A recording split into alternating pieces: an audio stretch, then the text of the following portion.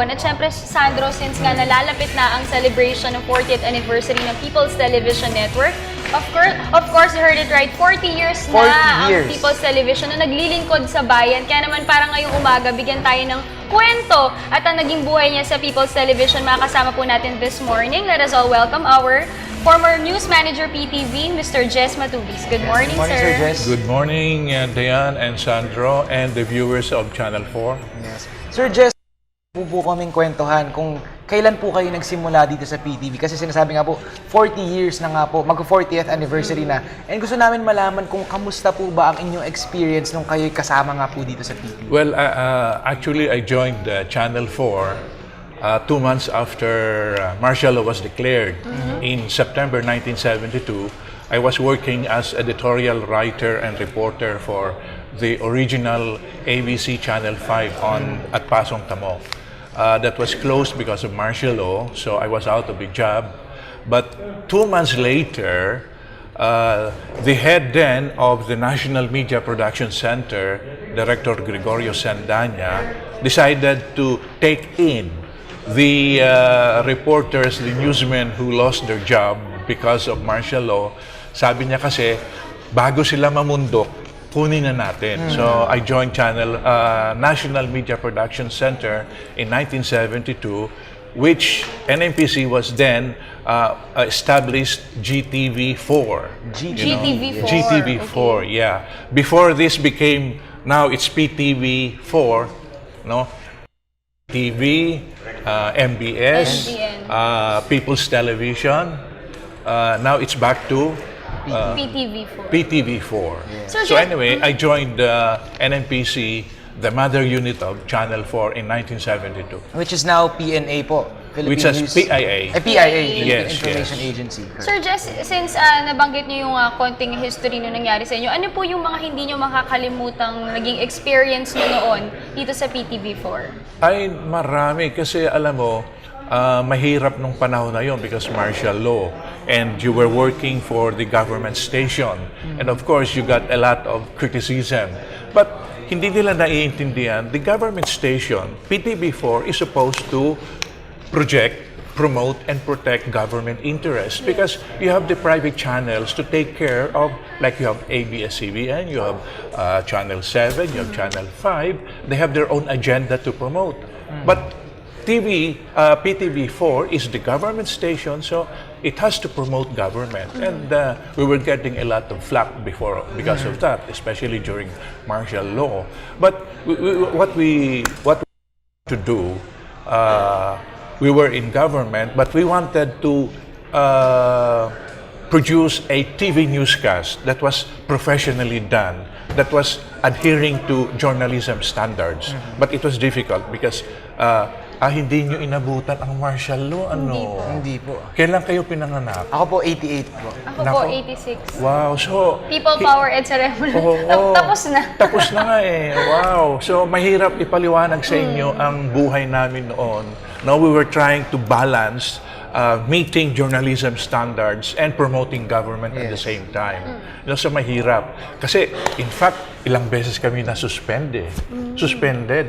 Kasi, medyo nasobrahan yata ang pag-promote namin ng journalism standards sa government station. Yung government po ang nagsabi na, nag-suspend kumbaga dahil... Suspendido kami sa trabaho, pero binalik din kami. Okay. Oo. Ayun, nakikita pala doon yung may book pa ako sa news center. Kayo po yan, sir. Wow. Oo. Pero sir, actually, maganda na yung studio nyo, no? May mga bagong equipment kayo. Kasi nung nagsimula kami, nandun lang kami sa second floor conference room na NPC sa Intramuros. Okay. Saka, so yun yung parang studio nyo po? Oh, yan na yung newsroom namin, yan na din yung news studio namin. Okay. Yung lamesang bilog, doon na din sila nag-newscast, no? Saka kokonti ang camera namin doon, no? Nagsimula kami pelikula pero parating na doon yung mga video cameras, no? Yun nga Sir Jess, ang gusto ko tanong sana ay kung kamusta nga, kumbaga sa experience before at napakatagal nga po ninyo sa PTV at alam niyo po kung paano tumatakbo ang PTV ngayon at sa nakikita po natin ngayon, anong masasabi niyo kung gaano kalaki ang kaibahan po ng pagbabago? Malaki ang kaibahan, ano? Kasi ngayon, noon talaga, ganito yun, ano? nung nagsimula kami na news sa GTV4, no, mahigpit pa noon ang martial law, ang number one item namin lagi sa newscast is President Marcos today. Yes. Yan lagi ang number one news, no? Kaya kung minsan napapagalitan kami kasi sa tingin namin dapat ang number one news itong sunog na malaki, ano? Napagalitan kami noon, no? Nasuspindi nga kami, no? So ganun kahirap. Yan pala si Lulu. Doon siya, yung retrato kanina, si Lulu yun. Yun po yung wife niyo. Na na-meet ko sa channel, sa NNPC, at dito kami nagkakilala. Nagpakasal kami noong 1972. Siya po ay news anchor sa PTV. Yes, sa Channel 4, Okay. News Center 4. Pero dati siyang sikat na announcer sa DZTM noon, one of the top radio stations of the Manila Times company before martial law. Alam ko na, nakikita ko na siya sa DZTM, nag-guest siya sa Channel 5 noon. Sabi ko, wow, ang ganda ni Lulu. Yun, sabi ko, yan ang mapapangasawa ko. Nagkita kami ulit. After martial law, nagkita kami sa NNPC, linigawan ko na, ayun, nagpakasal kami noong 1972. Kamusta po si Miss Lulu at kayo po ngayon? Ano na pong... Retired na kami because, I retired, actually, I retired from Maynilad in 2008. Okay. And Lulu also retired around that time from Channel 4. You know, after I left Channel 4, nung nag-EDSA, nung 86, umalis na ako, no? Kasi bagong regime. I went back to the private sector. I joined San Miguel Corporation. I was the audiovisual manager of the audiovisual department there, and eventually I joined the Department of the Interior and Local Government as head of the Public Affairs Office, and eventually I became Assistant Vice President for Corporate Affairs of Maynilad Water Services. That's where I retired. So retired na kaming dalawa ni Lulu. Okay. But I do lectures and seminars on journalism, TV broadcasting. In fact, the last group that I trained here in 2009 was 21 news cadets. And they have joined Channel 5, Channel 7, and they're very successful. So, Sandro, nakita natin, narinig din natin yung talagang makulay na buhay ni Sir Jess, lahat ng kanyang accomplishments, at talagang grabe rin yung pinagdaanan nila all throughout nun sa PTV. So, ngayon naman, siguro, Sir Jess, important lessons or siguro yung maibabahagi natin dun sa yung mga nag-a-aspire na makapasok po sa People's Television Network ngayon. Ang pinaka-importante, if you want to be a successful journalist, whether it's for print or television or radio, be a good writer. That's the basic skill that you should have. Be a good, effective writer. And that's what I stress in my seminars and lectures. Effective writing. Kasi how can you communicate well if you don't know how to write? Unfortunately, writing cannot be learned in college.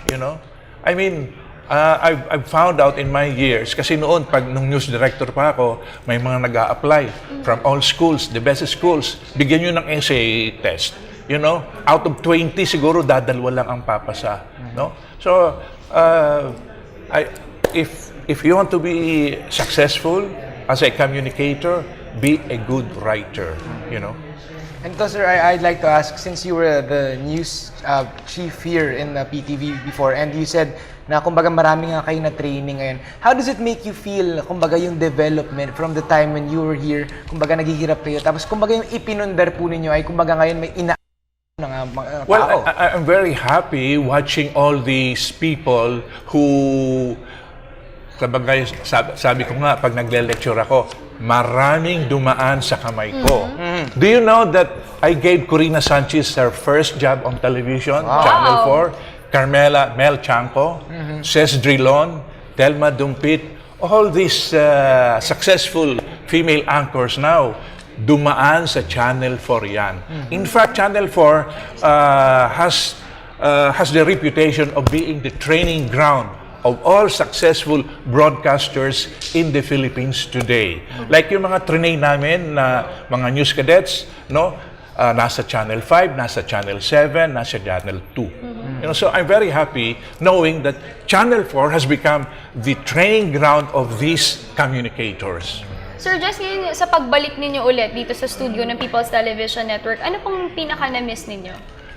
Actually, ang nami-miss ko yung daily grind ng news. You know, producing the news. You know, there's an excitement sending out people to cover events and that you're able to cover all the important happenings of the day and having it in a newscast and meeting the deadline. You know, I miss the adrenaline of, you know, alas 7 kailangan Pati yung pressure na kailangan nyo i-submit at i-cover. That is what I miss, you know. Medyo stressful yun, nawala nga ang buhok ko kasi kung makita nyo yung retrato ko noon, you know, marami pa akong buhok, pero by the time I retired or left Channel 4, wala na akong buhok. But it's worth it, you know. Yes. And that's what I miss, the excitement of producing, airing a daily newscast on television. Sir Jess, now that we're celebrating the 40th Ayun, may buhok pa ako. Ayun nga po. Sir Jess, yung gwapo naman. Poging-pogi, sir. Sir, ito po, ngayon magse-celebrate nga po tayo ng 40th anniversary natin dito sa PTV. Baka meron po kayong mensahe na gustong ipaabot sa ating mga manonood at syempre sa mga kapwa natin na mga nagtatrabaho nga po dito sa PTV. Well, I'd like to stress, no? Kasi sinasabi nila, pag PTV4 government station yan. Of course, PTV4 is a government station. It will protect, it will promote, it check government views, no? Ngayon, wag niyo nang hanapin yung storya ni Bong Navarro sa Channel 4, no? Hanapin niyo na lang yun sa Channel 2 or 7, no? Yan.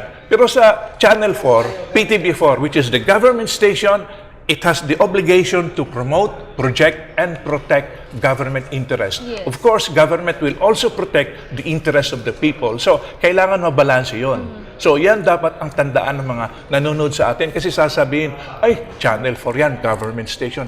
Yes, it's government. It's promoting the views of government. Yes. Actually, Sandro, di ba nagka-workshop rin tayo? Talagang pinupush nila na ito, nandito ang People's Television para i-offer na lahat, maipakita sa taong bayan kung paano sila matutulungan ng gobyerno, lahat ng proyekto at programa, hindi dahil bias sila or ano. So, dito natin nakikita yung talagang tapat na serbisyo din. Yes, kumbaga messengers tayo ang nag-reach out sa mga tao para ipaalam sa kanila kung ano nga yung mga programang handog ng gobyerno para sa mga mamamayan. And of course, talagang masayang-masaya ako na talagang tayo ang nakapag-interview kay Sir Jess at ang dami nating natutunan, lalo na dapat pala maging magaling ka na writer para maging magaling ka na journalist. And you have to work and you have to love your job. Because being a newsman, you're on call 24 hours a day, 7 days a week. Ngayon, kung hindi, ang gusto mo 8 to 5 na trabaho, umalis ka na dito. Ha? Kasi dito, matutulog ka, ha? Sa opisina, mag-e-edit ka. You know, hindi pwede yung, ay, alas 5 na, uuwi na ako. Hindi pwede yan dito sa news. So, whether it's a full-time private or public station, you know, when you are in news, you're on call 24/7. Alright, at syempre, thank you for joining us this morning. That was Mr. Jess Matubis, former news manager ng People's Television Network. Yes, thank you, Sir Jess, for joining us Thank this you morning. for hosting me. Yes.